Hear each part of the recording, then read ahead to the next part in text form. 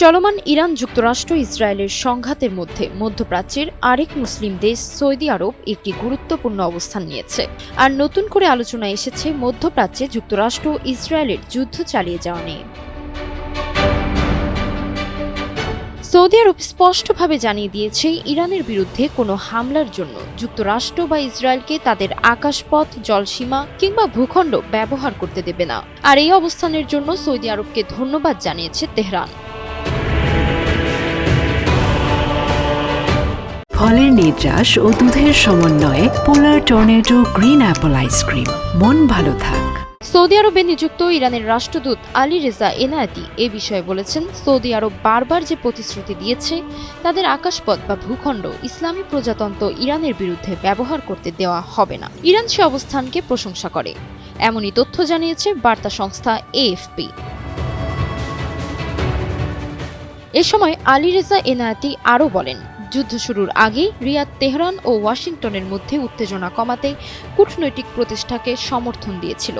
একই সঙ্গে প্রতিশ্রুতি দিয়েছিল ইরানের বিরুদ্ধে কোনো হামলার জন্য তাদের আকাশপথ ব্যবহার করতে দেওয়া হবে না। এদিকে এই সপ্তাহে রিয়াদে মার্কিন দূতাবাসে ড্রোন হামলার জন্য ইরানকে দায়ী করার অভিযোগও সরাসরি অস্বীকার করেছেন এনায়েতি।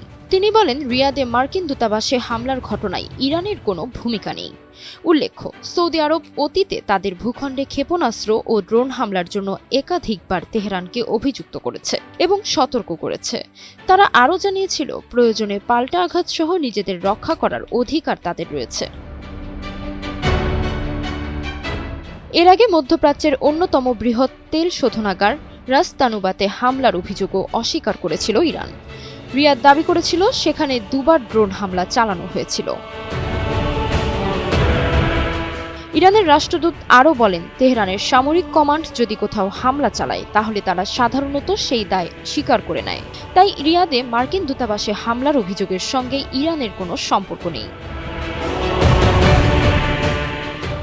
ইরান যুক্তরাষ্ট্র ইসরায়েলের চলমান সংঘাতের মধ্যে সৌদি আরবের এই অবস্থান নতুন করে ভাবাচ্ছে বিশ্ববাসীকে।